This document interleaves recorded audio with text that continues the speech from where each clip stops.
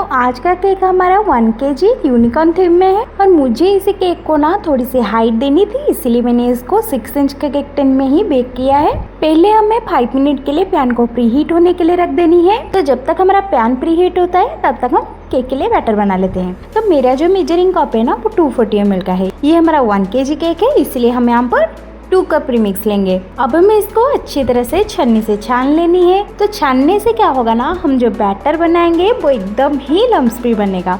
अब हम इसमें 1 टीस्पून ऑयल ऐड कर देंगे और पानी हमें थोड़ी थोड़ी करके ही ऐड करनी है।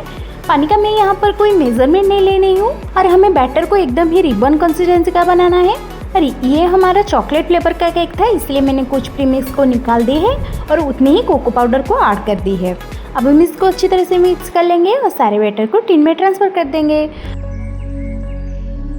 अब हमें इसको 40 to 45 मिनट के लिए लो फ्लेम में बेक होने के लिए रख देते हैं। तो जब तक हमारा केक बेक हो रहा है तब तक हम क्रीम को बीट कर लेते हैं। तो मैंने यहाँ पर ना ट्रोपोलाइट की व्हिप्ड क्रीम यूज की है। आपके यहाँ जो भी व्हिप्ड क्रीम मिलती है आप उसको यूज कर सकते हैं। आपको हमेशा व्हिप्ड क्रीम की ही यूज करनी है और हमारा जो अमूल का फ्रेश क्रीम वगैरह आता है उसको यूज नहीं करनी है, उससे आपकी क्रीम स्टीफ नहीं बनती है। तो हमें हमेशा लो से मीडियम और मीडियम से हाई करके स्टीप पिक आने तक ही क्रीम को बीट करनी है। और क्रीम को बीट करने से थोड़ी देर पहले ही आपको रूम टेम्परेचर में क्रीम को बाहर निकाल कर रख देनी है, ताकि उसके अंदर जो भी आइस क्रिस्टल्स होगी वो रिमूव हो जाएगी और हमारी क्रीम थोड़ी सी लिक्विड फॉर्मेट में आ जाएगी। और फिर हम जब क्रीम को बीट करेंगे तो हमारी क्रीम एकदम परफेक्ट बनेगी। तो अब हमारी क्रीम अच्छी तरह से बीट हो चुकी है। तो मैंने यहाँ पर पहले से ही चॉकलेट गनाश बना कर रखती थी और परफेक्ट चॉकलेट गनाश बनाने के लिए आपको हमेशा 2:1 की रेशियो रखनी है। 2 पार्ट आपको चॉकलेट लेनी है और 1 पार्ट आप फ्रेश क्रीम या फिर मिल्क भी ले सकते हैं। अब हमारा ये चॉकलेट फ्लेवर का केक है तो हमें चॉकलेट मूस बनाना है। तो मैंने यहाँ पर थोड़ी सी क्रीम में थोड़ी सी गनाश मिक्स करके चॉकलेट मूस बना दी है। तो अब हमारी ये केक बेक होकर ठंडा हो चुका है। तो चलिए अब हम इसको डिमोल्ड कर लेते हैं और उसके बटर पेपर को रिमूव कर देंगे। तो अब हम इसके ऊपर की जो डोम पार्ट आई है ना इसको रिमूव कर देंगे और इसको मैंने यहाँ पर 5 लेयर्स में कट करी है। आप चाहे तो इसको 4 लेयर्स में भी कट कर सकते हैं। मुझे यहाँ पर जितनी थिकनेस रखनी थी केक की मैंने उसी हिसाब से कट करी है। तो चलिए अब हम केक को जल्दी से असेंबल कर लेते हैं। तो मेरा यहाँ पर स्पॉन्ज थोड़ा सा गर्म था तो इसलिए मैंने यहाँ पर आइस क्यूब कुछ ले ली है। और अब हम थोड़ी सी पानी ले लेंगे और हमने जो चॉकलेट गनाश बना कर रखी थी हम उसको भी थोड़ी सी ऐड कर देंगे। और यहाँ पर मैंने ये 10 इंच का केक बोर्ड लेकर उसके ऊपर थोड़ी सी क्रीम लगा दी है ताकि हमारा केक स्टेबल रहे। फिर हमें केक स्पॉन्ज की एक लेयर देनी है। उसको अच्छी तरह से सोकिंग करने के बाद मैंने यहाँ पर केक के टेस्ट को थोड़ी सी एनहांस करने के लिए गनाश थोड़ी सी ऐड कर दी है। और फिर हमने जो चॉकलेट मूस बना के रखी थी हमें उसकी एक लेयर देनी है और फिर हमें चॉकलेट गनाश की एक अच्छी सी लेयर देनी है।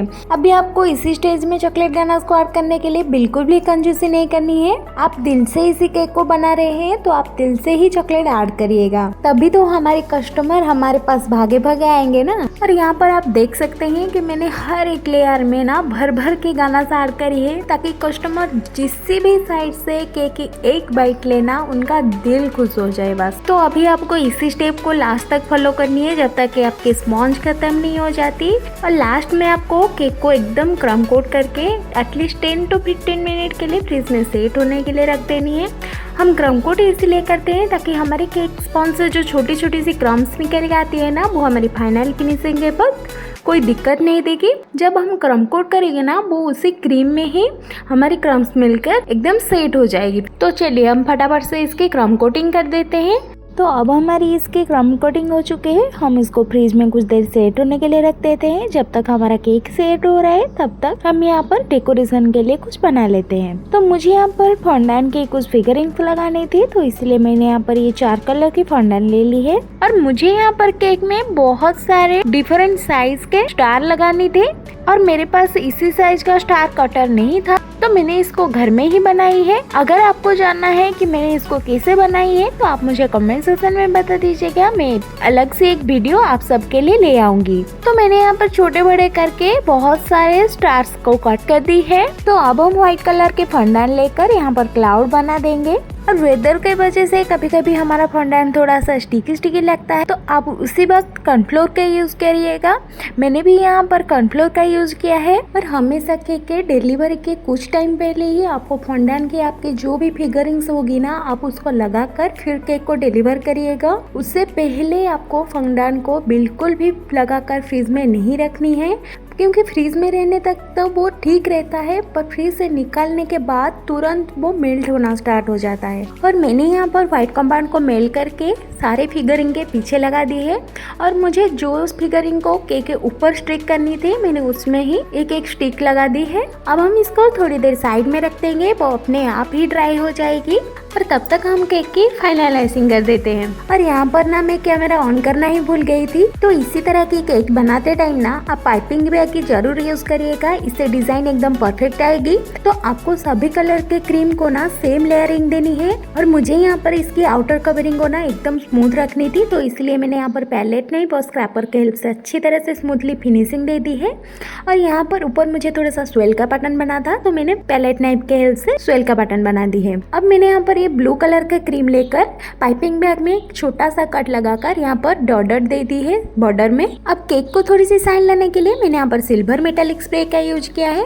और फिर मैंने यहाँ पर ये यूनिकॉर्न का जो ग्लॉसी पेन मैंने निकाली थी उसको लगा दी है।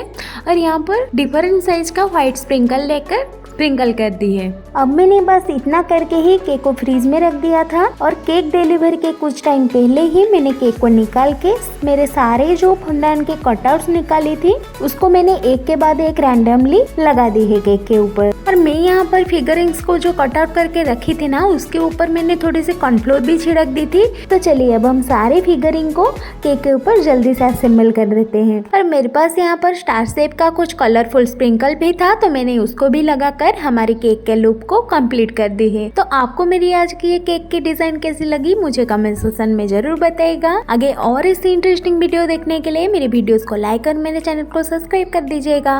अब मिलते हैं और ऐसे यूनिक डिजाइन के साथ, तब तक के लिए हर हर महादेव।